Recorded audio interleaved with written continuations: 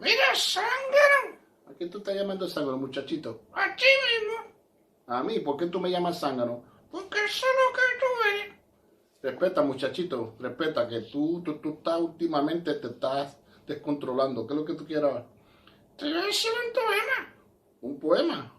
¿Tú lo escribiste? Sí, ¿Cómo se llama ese poema? esa muñeca. Esa muñeca, eso sí está interesante. Vamos a ver de dónde fue que tú sacaste ese poema. Es una historia larga. Vamos. Esa muñeca que yo quise tanto.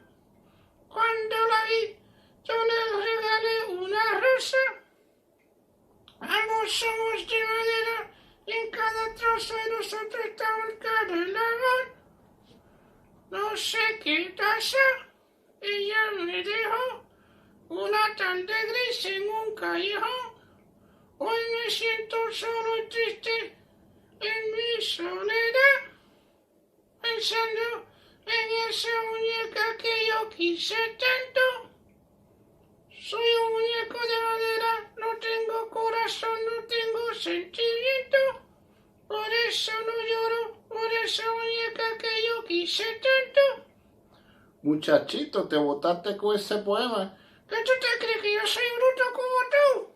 Yo soy inteligente. Ok, para ahí, yo no creo que tú eres tan inteligente.